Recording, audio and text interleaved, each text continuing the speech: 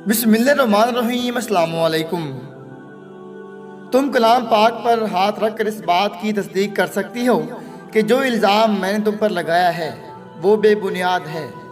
नादिया ने ज़बर से मुट्ठी भींचते हुए कहा था, मेरा अल्लाह गवाह है आपी, मैंने ऐसा कुछ भी नहीं किया। वो रोते हुए गुड़गुड़ाई थी, झूठ बोल रही हो, बकवास कर रही हो। जिसने तुम पर ये इल्ज़ाम लगाया है वो बेबुनियाद नहीं हो सकता, वो ऐसे कभी झूठ नहीं बोल सकता। शक तो मुझे तुम दोनों पर कब से था, सबूत मुझे आज मिला है। नादिया ने तलमलाते हुए कहा, किसने इल्ज़ाम लगाया है मुझ पर? उसने रोते हुए पूछा। उसकी मोटी आंखों से आंसू निकलकर उसका खूबसूरत चेहरा भिगो रहे थे। जिसने भी इल्ज़ाम लगाया है उसकी अभी तुम बात ना पूछो। मेरा वादा है अगर तुम सच्ची साबित हुई तो उसे तुम्हारे रूबरू लाऊंगी। अभी फिलहाल अगर तुम सच्ची हो तो अल्लाह पाक की किताब पर हाथ रखकर अपनी बेगुनाही का सबूत दो। नादिया गुस्सैले लहजे में बोली थी। उसने वहां खड़े सब तमाशाइयों पर नजर डाली थी। उसे जिस पर मान था उस शख्स ने तो उस पर नजर डालने तक गवारा नहीं की थी।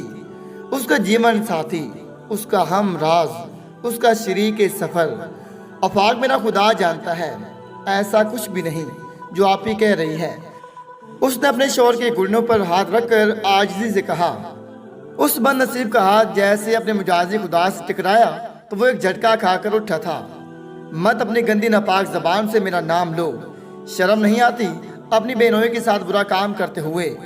नफरत महसूस हो रही है मुझे तुम्हारे जिस्म से। खुदा से डरो, खुदा की लाठी बेआवाज है। जिसने वो तुम्हें लगी ना तो अपना अशर देखना। अफाक ने गुस्से में आकर उसके बालों की चुटिया को खींचते हुए खुद से दूर किया था। सबकी नजरों में उसके लिए हकारत और नफरत थी, ये जाने बगैर कि कभी वो इन सब की बड़ी चहेती रही थी। ये तो हर दिल अजीज थी, बड़े तो बड़े छोटे भी उसके दीवानी वो करते थे। उसकी माँ का दिल जैसे किसी ने धड़कने से रोक दिया था। वो अपनी दोनों बेटियों को झुटलाना नहीं चाहती थी। एक अगर उसका दिल थी तो दूसरा उसकी धड़कन। अब क्यों सख्ती में आ गई हो, जवाब क्यों नहीं दे रही हो? नादिया ने एक बार फिर से गुस्सैले लहजे में पूछा। मेरा खुदा गवाह है आपी, आप जो कुछ कह रही हैं वो सब झूठ है। आप मेरा यकीन करें, ये सब करना तो दूर की बात, सोचना भी मेरे लिए कुफर है। उसके आंसू जारी थे। अगर तुम वाकई सच्ची हो तो कलाम पाक पर हाथ क्यों नहीं रखती? एक बार फिर गुस्से से कहा गया। एक ही पल में वो आसमान से जमीन पर पटकी गई थी। एक ही पल में गैर बना दी गई थी। अल्लाह की किताब पढ़ने के लिए नाजिल हुई है, ना कि कस्में खाने के लिए। मोमिन की ज़बानी सब कुछ होती है। आप ही आपका शोहर मेरे लिए बाप का दर्जा रखता है, वो मेरा भाई है। उसने भी अपनी सोई कैफियत को उतार फेंका था। तुम कुछ भी कहो, तुम झूठी हो, नादिया ने जड़ से कहा, जो उसकी बड़ी बहन थी, जिसके शोर का इल्ज़ाम उस करमो जली पर लगा था। मैं सब कुछ सुन चुका हूँ, अभी भी मेरा ज़ब्त है जो खामोश खड़ा हूँ। अफाक ने गुस्सैली नज़रों से अपनी बीवी एमा पर नज़र डाली थी, जो सर झुकाए बस रोने में मसरूफ थी। अब इस बात का एक ही हल मेरी समझ में आ रहा है। कब से खामोश बैठी माँ ने बातों में हिस्सा लिया था। कौन सा हल? अफाक ने अपनी सास की तरफ देखकर पूछा। कुछ पल के लिए कमरे में बिल्कुल खामोशी छा गई थी, बिल्कुल वैसी खामोशी जो किसी बड़े तूफान आने का अंदेशा ज़ाहिर करती है। इल्ज़ाम मेरी बेटी पर लगा है और इल्ज़ाम लगाने वाला कोई और नहीं, उसका अपना ही शोहर है। एमा ने करब से सर उठाकर अपने शोहर की तरफ देखा था। ये कैसे हो सकता था? उसका शोहर इतना बड़ा इल्ज़ाम कैसे उस पर लगा सकता था? वो तो उसका मुहाफिज था। उस शख्स की खातिर उसने क्या कुछ नहीं किया था, अपने आप तक को मिटा डाला था। अपनी सारी जिंदगी उसने इस शख्स की खातिर खुद को फना कर दिया था। हर मुश्किल घड़ी में वो उसके साथ तन कर खड़ी थी, और जब उसकी बारी आए तो उसने सबसे पहले उसे छोड़ दिया था। वो करब से सोचते जा रही थी। उसकी माँ के बोलने पर उसका तसलसल बरकरार ना रह सका था। इल्ज़ाम लगाने वाले ने अब कुरान पाक पर हाथ रखकर बताना होगा कि क्या सच है और क्या झूठ। इल्ज़ाम अफाक मियाँ तुमने लगाया है तो आप कुरान पाक पर भी तुम ही हाथ रखकर बताओगे। माँ ने सोच विचार के बाद ये फैसला सुना दिया था, जिसके सुनते ही अफाक मियाँ के होश उड़ गए थे। माथे पर पसीना चमकने लगा था। उसने अपनी पैंट से टिश्यू निकालकर अपने माथे पर आया पसीना साफ किया था। मैं किस खुशी में कुरान उठाऊं? گھر میرا برباد ہو رہا ہے، گھر میرا ٹوٹ رہا ہے، اور قسم بھی میں اٹھاؤں۔ اپنی پارسا بیٹی سے کہو نا کہ اگر وہ سچی ہے تو قرآن اٹھائے۔ آفاق نے تیکھے لہجے میں کہا، آفاق میرا خدا جانتا ہے ایسا کچھ نہیں ہے۔ جس نے بھی آپ سے کہا ہے اس نے جھوٹ کہا ہے، میں ایسا کیوں کروں گی؟ اس نے روتے ہوئے کہا، بس کر دو بی بی، تم جھوٹی ہو، اس لیے تو قسم نہیں اٹھا رہی۔ نادیہ نے ہاتھ کے اشاروں سے اسے مزید بولنے سے روک دیا تھا۔ خدا کے لیے آپ بھی اتنا بڑا الزام نہ لگائے مجھ پر کہ بعد میں پچھتاوا آپ کا مقدر بن جائے۔ یہی صلہ دے رہی ہیں میری وفاؤں کا، ہر مشکل وقت پر آپ کا ساتھ دیا، نوکروں کی طرح آپ کی خدمت کی۔ میرے ساتھ ایسے ہونا چاہیے تھا، بلکہ ہر مخلص انسان کے ساتھ ایسے ہی ہونا چاہیے جو بے لوث خدمت کر کے اپنی وقت کھو دیتا ہے۔ اس نے پھوٹ پھوٹ کر روتے ہوئے کہا، تم قرآن پاک پر ہاں رکھتی ہو یا نہیں؟ اس کے ماں نے اپنے داماد سے کہا، نہیں۔ اس نے مختصر جواب دیا تھا، اس کی کوئی وجہ؟ تم نے میری پارسا بیٹی پر الزام لگایا ہے، تمہیں ثبوت دینا ہی ہوگا۔ ماں نے روتی ہوئی اپنی بیٹی کو دیکھا، کھلے بار ہوتی ہوئی سرخ آنکھیں، آنکھوں کے نیچے سیاہ ہلکے میلے کچیلے سے کپڑے۔ وہ اس وقت حال سے بھی بے حال تھی۔ میں نے کہا تو ہے، میں قرآن پاک پر ہاتھ رکھ کر قسم نہیں کھاؤں گا، آفاق نے دو ٹوک لہجے میں کہا۔ روتی ہوئی ایمن نے سر اٹھا کر اپنے ہم سفر کو دیکھا، جس پر اسے خود سے بھی زیادہ مان تھا، جو آج ایک ہی پل میں ٹوٹ گیا تھا۔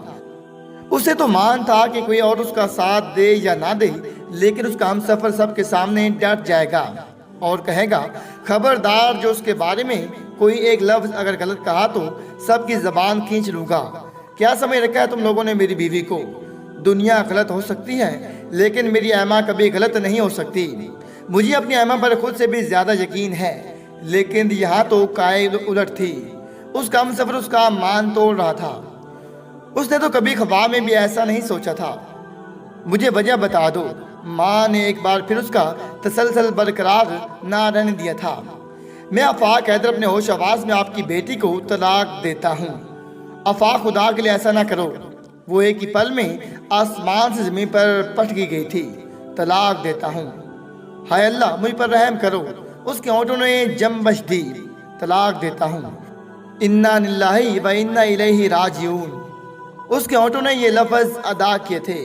آفاق طلاق دے کر سب پر ایک نظر ڈال کر لمبے لمبے ڈھک بھرتا ہوا کمرے سے باہر نکل گیا تھا۔ تم ہمیں ایموشنل بلیک میل نہیں کر سکتی، سنا تم نے؟ تم اپنی بے گناہی کا ثبوت دو ہمیں۔ نادیہ نے غصیلے لہجے میں کہا، میرا دامن کیچڑ سے پاک اور صاف ہے، میرا خدا جانتا ہے، وہ سب دیکھ رہا ہے۔ میں نے اپنا معاملہ اللہ پر چھوڑ دیا ہے، وہی میرا انصاف کرے گا۔ اس کا گلا روند گیا تھا۔ آپ بھی اتنا یاد رکھنا، اپنی پائرسائی کا ثبوت اپنوں کے سامنے دینا دنیا کا مشکل ترین کام ہوتا ہے، اور جب آپ کے اپنے ماننے کو تیار بھی نہ ہو۔ آج آپ لوگوں نے مجھے میری نظروں سے گرا دیا ہے۔ آج سے ایما آپ سب کے لیے مر گئی ہے۔ میں آپ لوگوں سے بہت دور چلی جاؤں گی، اتنا دور کہ آپ ڈھونڈنے سے بھی نہیں ملوں گی۔ وہ اب بھی آنسو بہا رہی تھی، اس کا خوبصورت چہرہ اب بھی آنسو سے تر بتر تھا۔ کمرے میں کچھ دیر کے لیے خاموشی چھا گئی تھی، بالکل اس کے اندر کی طرح۔ اب ایک اور حل بھی ہے میرے پاس، ماں نے درد بھری آواز میں کہا۔ کون سا حل؟ نادیہ نے بے قراری سے کہا۔ اب تمہارے شوہر کو بلانا ہوگا۔